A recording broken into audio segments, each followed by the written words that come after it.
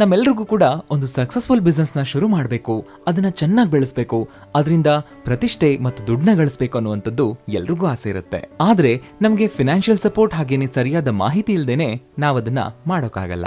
ಅಂತವರಿಗೋಸ್ಕರನೇ ಈ ನಮ್ಮ ಚಾನಲ್ ಇರೋದು.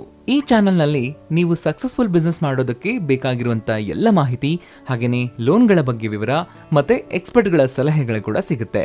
ಹಾಗಾಗಿ ದಯಮಾಡಿ ನಮ್ಮ ಚಾನೆಲ್ನ ಸಬ್ಸ್ಕ್ರೈಬ್ ಮಾಡ್ಕೊಳ್ಳಿ. ಹಾಗೇನೆ ನಮ್ಮ ಚಾನೆಲ್ ನಲ್ಲಿರುವಂತಹ ಹಳಿ ವಿಡಿಯೋಗಳನ್ನು ಕೂಡ ನೋಡಿ. ಖಂಡಿತ ನಿಮಗೆ ಇಷ್ಟವಾಗಿರುವ ಬಿಸ್ನೆಸ್ ಐಡಿಯಾ ಸಿಗುತ್ತೆ. ನೀವೇನಾದ್ರೂ ಹೊಸ ಬಿಸ್ನೆಸ್ ಶುರು ಮಾಡ್ತಿದ್ರೆ ಅದರ ಸೂಚನೆ ಮತ್ತು ಮಾಹಿತಿಗಾಗಿ ಕಮೆಂಟ್ ಬಾಕ್ಸ್ ಅಲ್ಲಿ ಕಮೆಂಟ್ ಮಾಡಿ, ಇಲ್ಲ ಅಂದ್ರೆ ನಮಗೆ ಮೇಲ್ ಮಾಡಿ. ಹಲೋ ಫ್ರೆಂಡ್ಸ್, ಇವತ್ತು ನಾನು ನಿಮಗೆ ಒಂದು ಒಳ್ಳೆ ಬಿಸ್ನೆಸ್ ಟಾಪಿಕ್ ನ ತಗೊಂಡ್ ಬಂದಿದ್ದೀನಿ. ಅದೇ ಆಲೋವೆರಾ ಜ್ಯೂಸ್ ಬಿಸ್ನೆಸ್. ಸೊ ಈ ಬಿಸ್ನೆಸ್ ನ ಹೇಗೆ ಮಾಡಬೇಕು, ಇದನ್ನ ಸ್ಮಾಲ್ ಯೂನಿಟ್ ಆಗಿ ಶುರು ಮಾಡೋದಕ್ಕೆ ಇನ್ವೆಸ್ಟ್ಮೆಂಟ್ ಎಷ್ಟಾಗುತ್ತೆ, ಹಾಗೇನೆ ಇದಕ್ಕೆ ರಿಜಿಸ್ಟ್ರೇಷನ್ ಪ್ರಾಸೆಸ್ ಏನು, ಹಾಗೆ ಇದಕ್ಕೆ ಬೇಕಾಗುವಂತಹ ರಾ ಮೆಟೀರಿಯಲ್ಸ್ ಏನು, ಈ ಬಿಸ್ನೆಸ್ ನ ಹೇಗೆ ಮಾರ್ಕೆಟಿಂಗ್ ಮಾಡಬೇಕಾಗುತ್ತೆ, ಇದರಲ್ಲಿ ಎಷ್ಟು ಪ್ರಾಫಿಟ್ ಇರುತ್ತೆ, ಸೊ ಇದೆಲ್ಲದರ ಬಗ್ಗೆ ಈ ವಿಡಿಯೋದಲ್ಲಿ ತಿಳ್ಕೊಳ್ಳೋಣ.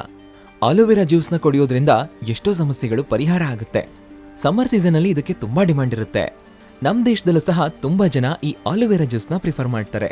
ಇದು ತಲೆನೋವನ್ನ ಕಡಿಮೆ ಮಾಡುತ್ತೆ, ಡಿಟಾಕ್ಸ್ ಆಗಿ ಕೆಲಸ ಮಾಡುತ್ತೆ, ಮಲಬದ್ಧತೆನ ದೂರ ಮಾಡುತ್ತೆ, ಹಸಿವನ್ನ ಹೆಚ್ಚಿಸುತ್ತೆ, ರಕ್ತಹೀನತೆಯನ್ನ ಇದು ಕಡಿಮೆ ಮಾಡುತ್ತೆ, ಲಿವರ್ ಫಂಕ್ಷನ್ಗೆ ಇದು ತುಂಬಾ ಒಳ್ಳೆಯದು, ಆಂಟಿವೈರಲ್ ಆಂಟಿಫಂಗಲ್ ಗುಣಗಳು ಇದರಲ್ಲಿವೆ.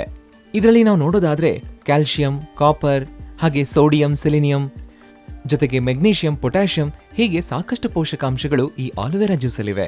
ಹಾಗೆ ಚರ್ಮದ ಆರೋಗ್ಯಕ್ಕೂ ತುಂಬಾ ಒಳ್ಳೆಯದು. ಹಾಗಾಗಿ ಈ ಆಲೋವೆರಾ ಜ್ಯೂಸ್ ನ ತುಂಬಾ ಜನ ಕೊಂಡ್ಕೊಳ್ತಾ ಇದ್ದಾರೆ.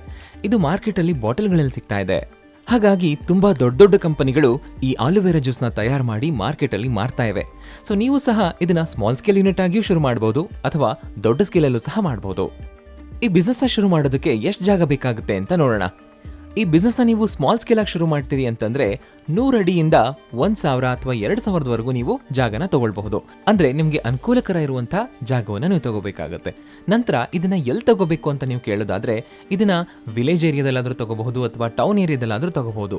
ಒಟ್ನಲ್ಲಿ ನೀವು ಇದನ್ನ ಬಾಡಿಗೆಗೆ ತಗೋತಿದ್ದೀರಾ ಅಂತ ಆದ್ರೆ ಕಡಿಮೆ ಬಾಡಿಗೆ ಎಲ್ಲಿರುತ್ತೋ ಅಲ್ಲಿ ನೀವು ಇದನ್ನ ಆಯ್ಕೆ ಮಾಡ್ಕೊಳ್ಳೋದು ಒಳ್ಳೇದು.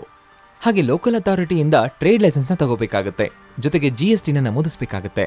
ಇದು ಫುಡ್ ಸಂಬಂಧಿಸಿದ ಬಿಸ್ನೆಸ್ ಆಗಿರೋದ್ರಿಂದ FSSAI ಸರ್ಟಿಫಿಕೇಟ್ ನ ತಗೋಬೇಕಾಗುತ್ತೆ. ಹಾಗೆ ನೀವೊಂದು ಬ್ರ್ಯಾಂಡ್ ಮೂಲಕ ಹೋಗೋದ್ರಿಂದ ಲೋಗೋ ಹಾಗೆ ನಿಮ್ಮ ಕಂಪನಿಯ ರಿಜಿಸ್ಟ್ರೇಷನ್ ಮಾಡಿಸ್ಕೋಬೇಕಾಗುತ್ತೆ. ಹಾಗೆ ಲೇಬಲ್ ರಿಜಿಸ್ಟ್ರೇಷನ್ ಮಾಡಿಸ್ಕೋಬೇಕಾಗುತ್ತೆ. ನೀವು ಸ್ಮಾಲ್ ಸ್ಕೇಲ್ ಆಗಿ ಶುರು ಮಾಡೋದ್ರಿಂದ ನೀವು ಫ್ಯಾಕ್ಟರಿ ಲೈಸೆನ್ಸ್ ನ ಲೋಕಲ್ ಅಥಾರಿಟಿಯಿಂದ ತಗೋಬೇಕಾಗುತ್ತೆ.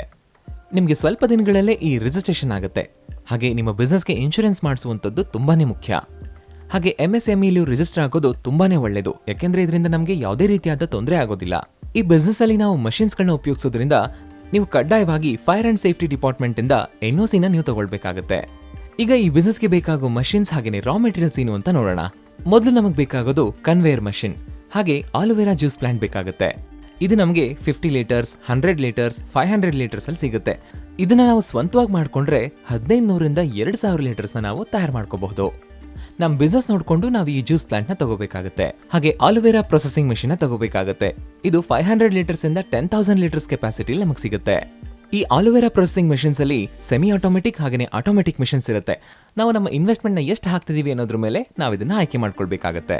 ಹಾಗೇನೆ ಆಲೋವೆರಾ ಲೀಫ್ ಎಕ್ಸ್ಟ್ರಾಕ್ಟರ್ ನು ತಗೋಬೇಕಾಗುತ್ತೆ.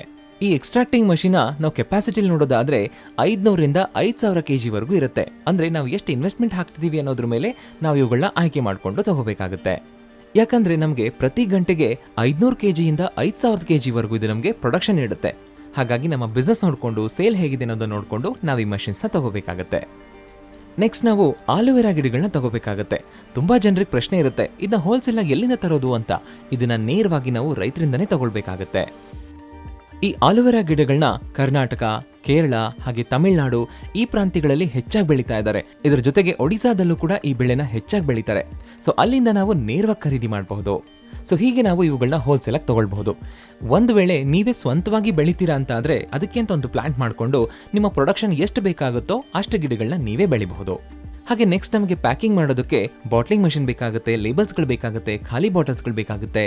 ಈ ಬಾಟಲ್ಸ್ ನ 500 ml, 1 ಲೀಟರ್, 5 ಲೀಟರ್, ಸೊ ಈ ಲೆಕ್ಕದಲ್ಲಿ ನಾವು ತಗೊಳ್ಬೇಕಾಗುತ್ತೆ. ಇನ್ನು ಈ ಬಿಸ್ನೆಸ್ ಗೆ ಸಂಬಂಧಿಸಿದಂತೆ ಮಷಿನ್ ಗಳು ಯಾವ ಬೇಕಾಗುತ್ತೆ ಅಂತ ನೋಡೋಣ.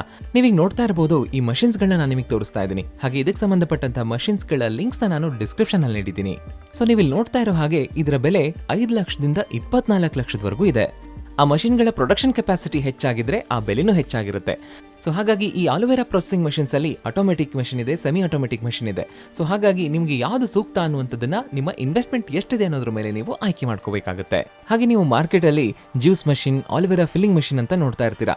ಸೊ ನೀವು ಕಡಿಮೆ ಬಂಡವಾಳದಲ್ಲಿ ಶುರು ಮಾಡ್ತಿದ್ದೀರಾ ಅಂತ ಆದ್ರೆ 10 ಲಕ್ಷ ರೂಪಾಯಿದಲ್ಲಿ ಬರುವಂತಹ ಈ 3 ಮಷಿನ್ಸ್ ನೀವು ತಗೋಬೇಕಾಗುತ್ತೆ. ಸೊ ಇದಕ್ಕೆ ಸಂಬಂಧಿಸಿದಂತಹ ನಾನು ಕಂಪನಿ ಲಿಂಕ್ಸ್ ನ ಡಿಸ್ಕ್ರಿಪ್ಷನ್ ಅಲ್ಲಿ ನೀಡಿದ್ದೀನಿ. ಸೊ ನೀವು ನೇರವಾಗಿ ಆ ಜಾಗಕ್ಕೆ ಹೋಗಿ ಮಷಿನ್ ನೋಡಿ ಅಲ್ಲೇ ಕೊಂಡ್ಕೊಳ್ಳೋದು ಒಳ್ಳೇದು ಅಂತ ಹೇಳ್ಬೋದು. ಈ ಬಿಸ್ನೆಸ್ ಮಾಡಬೇಕು ಅಂದ್ರೆ ಪ್ರಾಸೆಸ್ ಮಾಡುವಂಥದ್ದು ತುಂಬಾನೇ ಮುಖ್ಯ.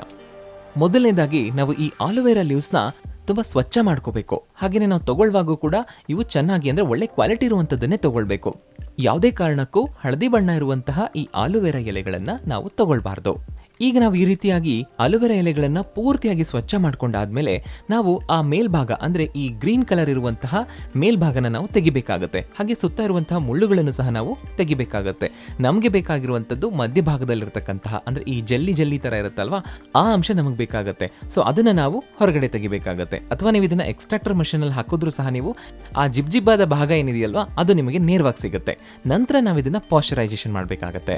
ಇದನ್ನ 15 ನಿಮಿಷಗಳ ಕಾಲ 60 ಅಥವಾ 70 ಡಿಗ್ರಿ ಸೆಲ್ಸಿಯಸ್ ಅಲ್ಲಿ ಇದನ್ನ ಇಡ್ತಾರೆ. ನಂತರ ಅದನ್ನ ಕೂಲಿಂಗ್ ಮಾಡ್ತಾರೆ.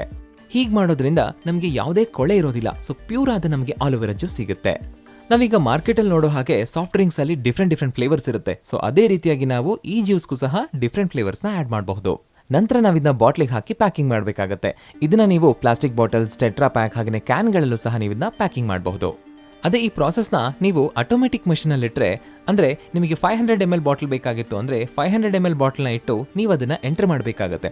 ಸೊ ಅದೇ ರೀತಿಯಾಗಿ ನೀವು ಕ್ಯಾನ್ನು ಸಹ ಅಷ್ಟೇ, ಅದರಲ್ಲಿ ಒಂದು 200 ml ಇಂದ 500 ml ವರೆಗೂ ನೀವು ಫಿಲ್ ಮಾಡಬಹುದು. ಸೊ ಇದನ್ನ ನೀವು ಎಂಟರ್ ಮಾಡಿದ್ರೆ ಸೊ ಅದೇ ರೀತಿಯಾಗಿ ಪ್ಯಾಕ್ ಆಗುತ್ತೆ.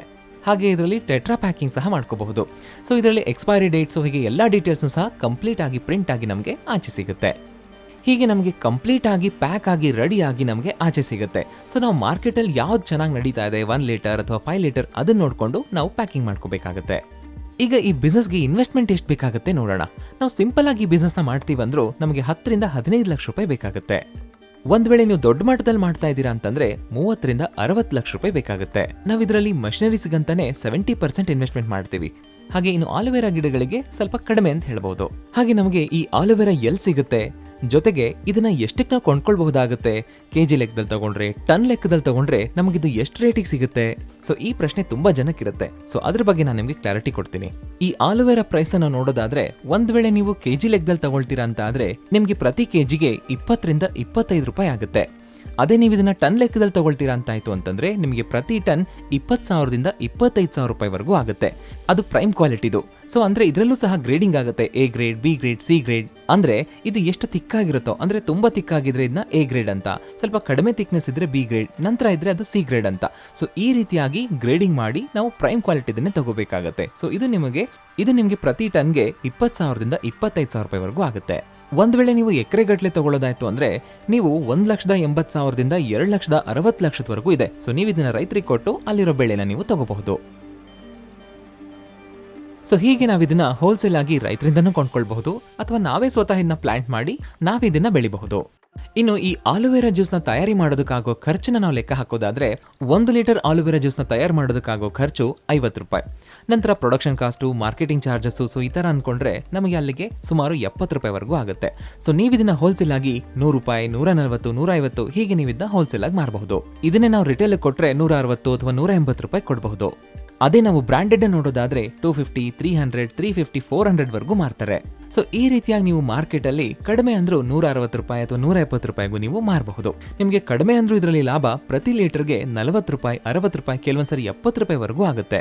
ಒಂದು ವೇಳೆ ಯಾರಾದ್ರೂ ಇದನ್ನ ಬಲ್ಕ್ ಆಗಿ ಕೇಳಿದ್ರೆ ಆಗ ನೀವು ಅವ್ರಿಗೆ ಸ್ವಲ್ಪ ಕಡಿಮೆ ರೇಟಿಗೆ ಕೊಡಬೇಕಾಗುತ್ತೆ. ಅಂದ್ರೆ ನೀವು ಪ್ರತಿ ಲೀಟರ್ಗೆ ಒಂದು 20 ರಿಂದ 25 ರೂಪಾಯಿ ಲಾಭ ಇಟ್ಕೊಂಡು ಕೊಟ್ರು ನಿಮಗೆ ಒಳ್ಳೆ ಲಾಭನೇ ಅಂತ ಹೇಳ್ಬೋದು. ಹಾಗಾಗಿ ನಾವು ಲೀಟರ್ಗೆ ಇಷ್ಟೇ ಲಾಭ ಆಗುತ್ತೆ ಅಂತ ಹೇಳಕ್ಕಾಗಲ್ಲ, ಯಾಕೆಂದ್ರೆ ಇದು ನಾವು ಕೊಡೋ ಸೇಲ್ಸ್ ಮೇಲೆ ಡಿಪೆಂಡ್ ಆಗಿರುತ್ತೆ. ನಾವು ಆವರೇಜ್ ಆಗಿ ನೋಡೋದಾದ್ರೆ ಪ್ರತಿ ಲೀಟರ್ಗೆ 50 ರಿಂದ 60 ರೂಪಾಯಿ ಲಾಭ ಇರುತ್ತೆ. ಹಾಗೆ ಖರ್ಚುಗಳು ಕೂಡ ಜಾಸ್ತಿ ಇರುತ್ತೆ. ಲೇಬರ್ ಖರ್ಚು, ಪ್ಯಾಕಿಂಗ್ ಖರ್ಚು, ಹಾಗೆ ಮಾರ್ಕೆಟಿಂಗು ಮಾಡಬೇಕಾಗಿರೋದ್ರಿಂದ ಅದ್ರ ಖರ್ಚು ಇರುತ್ತೆ. ಸೊ ಇದೆಲ್ಲ ಟೋಟಲ್ ಆಗಿ 15 ರಿಂದ 20 ರೂಪಾಯಿವರೆಗೂ ಆಗುತ್ತೆ. ಸೊ ಹೀಗೆ ನಾವು ಇದನ್ನೆಲ್ಲ ಪ್ಯಾಕಿಂಗ್ ಮಾಡ್ಕೊಂಡಾದ್ಮೇಲೆ ಇದನ್ನ ಮಾರಿದ್ರೆ ನಮಗೆ ಪ್ರತಿ ಲೀಟರ್ಗೆ ಕಡಿಮೆ ಅಂದ್ರೂ 50 ರೂಪಾಯಿ ಲಾಭ ಬರುತ್ತೆ. ಸೊ ನೀವು ಎಷ್ಟು ಸೇಲ್ನ ಮಾಡ್ತೀರೋ ಅಷ್ಟು ಲಾಭ ನಿಮ್ದಾಗುತ್ತೆ. Finally marketing. ಈ ಬಿಸ್ನೆಸ್ ಅಲ್ಲಿ ಮಾರ್ಕೆಟಿಂಗ್ ಅನ್ನುವಂಥದ್ದು ತುಂಬಾನೇ ಮುಖ್ಯ ಆಗುತ್ತೆ. ಮಾರ್ಕೆಟ್ ಅಲ್ಲಿ ನಾವು ತರುವಂತಹ ಪ್ರಾಡಕ್ಟ್ ಬಗ್ಗೆ ಎಲ್ರಿಗೂ ಗೊತ್ತಾಗಬೇಕು, ಆ ರೀತಿ ಮಾಡ್ಬೇಕಾಗತ್ತೆ. ಹಾಗೆ ಕಸ್ಟಮರ್ಸ್ಗೂ ಈ ಪ್ರಾಡಕ್ಟ್ ಬಗ್ಗೆ ಗೊತ್ತಾಗಬೇಕು. ಹಾಗಾಗಿ ಅಡ್ವರ್ಟೈಸ್ಮೆಂಟ್ ನ ನಾವು ಹೆಚ್ಚಾಗಿ ಮಾಡಬೇಕು. ಈ ಆಲೋವೆರಾ ಜ್ಯೂಸ್ ನ ನೀವು ಇಂಥದ್ದೇ ಅಂಗಡಿ ಕೊಡಬೇಕು ಅಂತಿಲ್ಲ. ನೀವು ಇದನ್ನ ಆಯುರ್ವೇದಿಕ್ ಶಾಪ್ಗಳಿಗೆ ಕೊಡಬಹುದು, ಕಿರಾಣಿ ಅಂಗಡಿಗಳಿಗೆ ಕೊಡಬಹುದು, ಡಿಪಾರ್ಟ್ಮೆಂಟಲ್ ಸ್ಟೋರ್ಗಳಿಗೆ ಕೊಡಬಹುದು, ಹಾಗೆ ಈ ಪಾರ್ಕ್ ಅಕ್ಕಪಕ್ಕ ಇರುವಂತಹ ಶಾಪ್ಗಳಿಗೆ ಕೊಡಬಹುದು.